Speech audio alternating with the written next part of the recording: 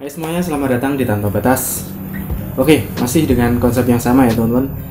Di rekomendasi keempat kali ini kita akan merekomendasikan mobil sedan, namun sudah berusia tua tapi masih sangat cocok untuk dipakai khususnya anak muda ya. Apabila dimodifikasi, mobil ini cocok banget, power banget dengan harga yang miring tentunya. Nah, oke, namun sebelum kita melanjutkan videonya, bagi kalian yang belum subscribe silahkan subscribe, like, share, dan juga komen teman-teman. Oke, langsung aja di urutan pertama ini ada Honda Civic Vario teman-teman, tahun 98 aja. Nah, mobil ini tuh diproduksi pada tahun 90-an dan desainnya itu tak lekang oleh zaman teman-teman. Jadi desain eksteriornya itu mempunyai nilai tersendiri hingga bisa memikat masyarakat di seluruh Indonesia dengan bukti banyak banget klub-klub yang ada di penjuru kota teman-teman. Dan mobil ini masih sangat-sangat digandrungi oleh para anak muda zaman sekarang. Oke, untuk fitur penunjang ini ada AC, audio, central lock, power steering, tilt steering, power window, electric mirror, dan tentunya untuk kualitas interiornya sendiri juga bagus teman-teman. Ini udah pernah kita review juga, dari bahannya itu soft touch dan sangat nyaman untuk bagian interiornya karena legroom dan headroomnya itu cukup banyak sih. Oke, mobil ini dengan spesifikasi mesin G102 dengan tenaga maksimal itu bisa mencapai 125 horsepower di 6400 rpm dengan torsi 148 Nm di 5500 rpm teman-teman. Mobil ini berkapasitas 1600 cc ya, dengan konsumsi bahan bakar sebanyak 10 hingga 11 km dalam kota dan juga 13 hingga 15 untuk keluar kotanya teman-teman. Jadi irit banget nih mobil. Untuk suspensinya juga enak banget, jadi udah double wishbone independen ya untuk depan belakang dan juga cakram depan belakang. Mobil ini memiliki kelebihan yaitu tadi yang pertama, desainnya tidak termakan usia, lincah dan nyaman saat dikendarai, lalu tenaga sangat responsif pada putaran atas, ruang kabin cukup luas, spare part sangat melimpah, dan tentunya harga jual kembali itu sangat stabil teman-teman. Namun mobil ini juga memiliki kelemahan, diantaranya minim fitur keamanan yaitu airbag dan ABS-nya belum ada, kaki-kaki cukup ringkih, dan pada putaran bawah itu mesin kurang responsif teman, jadi VTEC-nya belum on kalau di putaran bawah.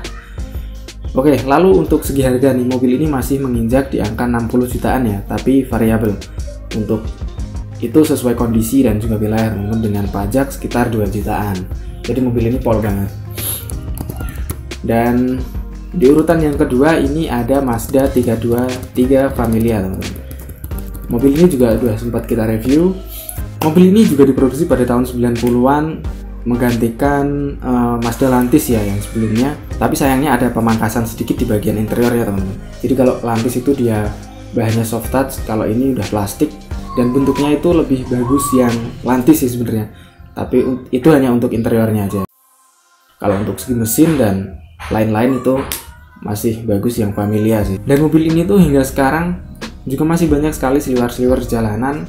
Apabila dimodifikasi oleh anak muda juga tidak kalah dengan mobil-mobil saat ini teman-teman. Timeless pokoknya. Dan mobil ini tuh dibekali dengan fitur standar seperti AC, audio, power steering, electric mirror, rear track, dan juga shift belt.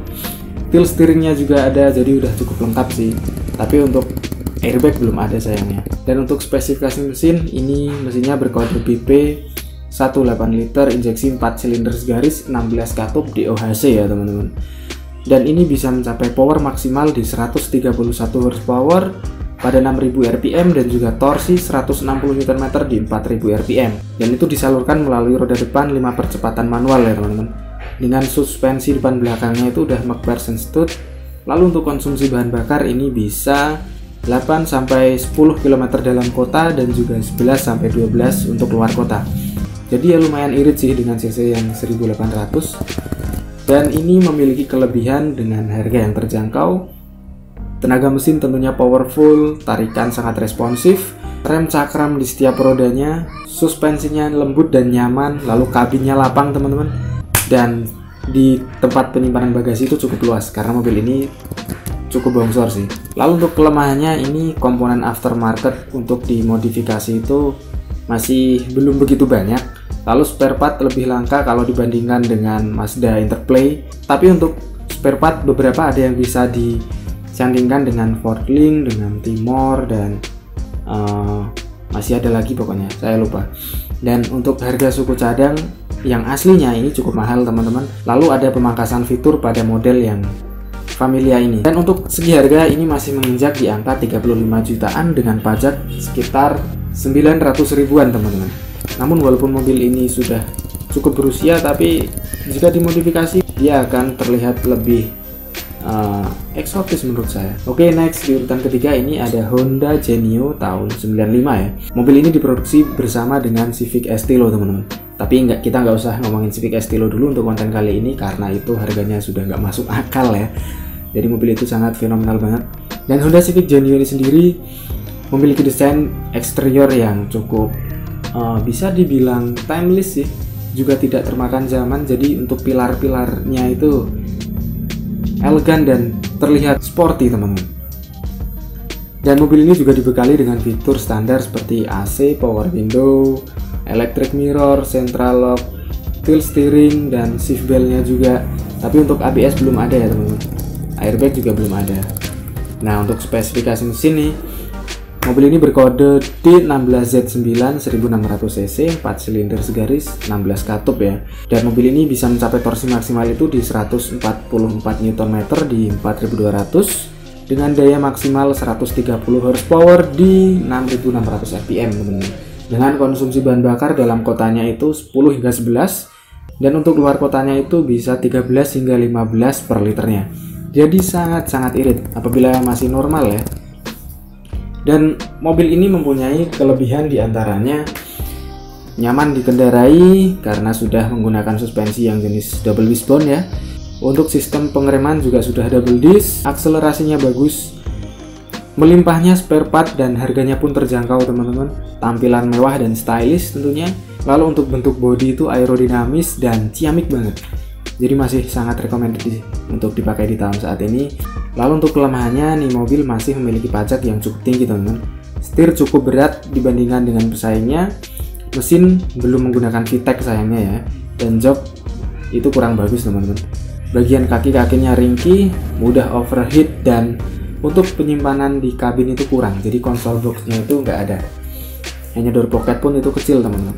Nah, untuk segi harga mobil ini masih menginjak di angka 40 jutaan dengan pajak sekitar 1 jutaan teman-teman.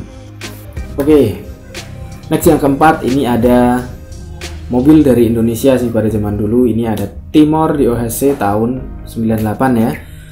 Mobil ini tuh diproduksi pada tahun 90-an juga. Jadi ini mobil tuh sekilas flashback ya, dulu itu pernah diproduksi oleh Tommy Soeharto dan singkat cerita bangkrut sih katanya, jadi diambil alih lagi oleh Kia. Makanya untuk tahun-tahun yang agak muda itu sering disebut dengan Timor Kia Sepia teman-teman. Oke, lalu untuk bentuknya sendiri ini mobil compact ya, jadi untuk kabinnya juga luas, dipakai juga sangat fun, enak banget sih. Ini juga pernah kita review juga pada waktu itu. Lalu untuk fiturnya ini ada AC juga tentunya, audio, power steering, central lock, electric mirror, tilt steering, dan seat belt-nya juga untuk fitur standar. Lalu untuk spesifikasi mesin nih teman-teman, mobil ini dengan kode mesin B5 DE DOHC 1,5 liter injeksi 16 valve ya, dengan tenaga maksimal itu bisa 108 horsepower di 5500 dan torsi maksimal itu 145 di 4400 rpm. Lalu semuanya tadi itu disalurkan melalui roda depan 5 percepatan manual. Dan mobil ini bisa menempuh jarak 9-11 km dalam kota, dan untuk luar kotanya bisa 13 hingga 15 km teman-teman. Jadi cukup irit mobil yang kita rekomendasikan kali ini. Dan mobil ini memiliki kelebihan diantaranya fitur-fitur di interiornya itu sudah cukup lengkap sih pada tahun segitu. ECU bisa mengatur penggunaan bahan bakar tentunya. Spare part-nya sangat mudah untuk ditemukan, harganya terjangkau, dan mesinnya bandel teman-teman. Lalu untuk kekurangannya sendiri itu RPM kadang-kadang nggak stabil ya, jadi bisa naik turun gitu. Untuk yang tipe DOHC ini sangat sensitif terhadap sensor, terlalu banyak menggunakan kabel, dan juga harga jual kembali itu bisa turun teman-teman. Nah, untuk mobil ini tuh masih berkisar di harga 35 jutaan, tapi sesuai kondisi dan wilayah ya, dengan pajak sekitar 600 ribuan teman-teman. Jadi pajaknya sangat murah nih mobil. Oke, next yang kelima, yang terakhir ini ada Mazda MX tahun 86 teman-teman. Mobil ini tuh diproduksi pada tahun 80-an. Ya, walaupun ini sudah sangat tua, tapi untuk desain mobilnya itu masih sangat-sangat bagus sih menurut saya. Jadi mobil itu 2 pintu teman-teman. Jadi kayak mobil-mobil sport lah, bisa dikategorikan mobil sport. Dan bentuknya itu panjang, bongsor, dan tentunya kabin di dalamnya itu luas banget. Dan mobil ini tuh udah dilengkapi dengan fitur standar seperti AC, suspension system, power steering, power window, ABS, auto adjusting suspension, dan untuk seat belt-nya juga ada teman-teman. Untuk spesifikasi nih, mobil tuh masuk ke dalam mobil sport ya, dengan tipe MX-6 GD dengan kode mesin FE3N DOHC 2000cc teman-teman. Nah, untuk sistem pembakaran sendiri ini udah injeksi, dan mobil ini berpenggerak roda depan. Lalu untuk konsumsi bahan bakarnya sendiri, mobil ini bisa mencapai 8-9 dalam kota dan juga 10 hingga 11 untuk keluar kotanya teman-teman. Dan mobil ini juga memiliki kelebihan tentunya untuk desainnya sangat menarik, termasuk mobil langka, fiturnya sangat lengkap, akselerasinya tinggi dan handlingnya mumpuni teman-teman. Tapi mobil ini juga memiliki kelemahan, yaitu diantaranya kelistrikan tuh rentan rusak, dan ASS rata-rata sudah rusak untuk mobil setua itu ya. Dan harga ASS-nya sendiri juga sangat mahal, part bodinya kadang susah dicari, spare part-nya cukup mahal, dan minimnya fitur keselamatan teman-teman. Tapi ya bisa dimaklumi sih, masih mobil 80-an soalnya. Dan mobil ini masih menginjak harga di angka 37 jutaan untuk yang standarnya ya, dengan pajak sekitar 400 ribuan teman-teman. Jadi ya dengan harga segitu dan pajak segitu kalian bisa memiliki mobil ini.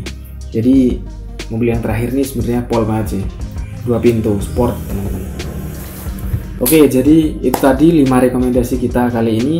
Jadi mobilnya itu cocok banget dipakai untuk anak muda, apalagi jika kalian mau memolesnya atau memodifikasinya sedemikian rupa. Mobil itu tentunya akan semakin terlihat eksotis teman-teman.